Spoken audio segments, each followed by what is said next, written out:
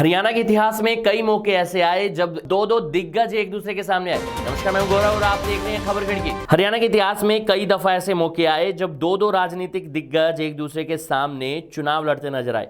ऐसा एक मौका 1972 के हरियाणा विधानसभा चुनाव में भी आया, जब ताऊ देवीलाल पूर्व सीएम बंसीलाल और पूर्व सीएम भजनलाल के सामने चुनाव में उतर गए। हालांकि वे दोनों जगह से चुनाव हार गए, लेकिन उन्होंने टक्कर जोरदार दी और दोनों जगह वे दूसरे नंबर पर आए।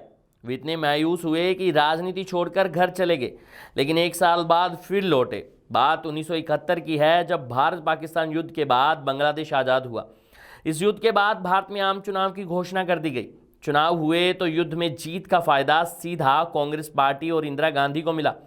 कांग्रेस ने 518 सीटों में से 352 सीटों पर जीत हासिल की। चारों तरफ इंदिरा और कांग्रेस की लहर थी।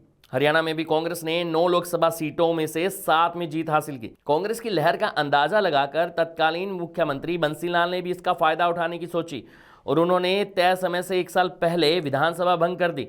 हरियाणा में 1972 में विधानसभा चुनाव का बिगुल बज गया।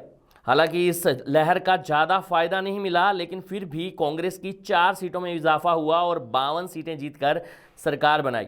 राव वीरेंद्र सिंह की विशाल हरियाणा पार्टी ने महज 3 सीटें जीती, लेकिन इस चुनाव तक कांग्रेस पार्टी से चौधरी देवीलाल अलविदा कह चुके थे। हुआ यूं कि 1968 में तत्कालीन सीएम चौधरी बंसीलाल ने देवीलाल का सम्मान करते हुए उन्हें खादी एवं ग्राम उद्योग बोर्ड का चेयरमैन बना दिया था। लेकिन 2 साल के बाद 1970 में देवीलाल ने यह पद छोड़ दिया। पद छोड़ने के करीब 1 महीने बाद उन्होंने कांग्रेस भी छोड़ दी। जनवरी 1972 में जब चुनाव हुए तो देवीलाल ने आज़ाद उम्मीदवार के तौर पर पर्चा भरा, लेकिन इस बार वो 2 जगह से चुनाव लड़े। दोनों जगह वे हरियाणा के दिग्गज नेताओं को चुनौती देने वाले थे। देवीलाल ने आदमपुर में भजनलाल और तोशाम विधानसभा में बंसीलाल के खिलाफ नामांकन कर दिया। देवीलाल ने दोनों जगह प्रचार किया, लेकिन उन्हें हार का मुंह देखना पड़ा।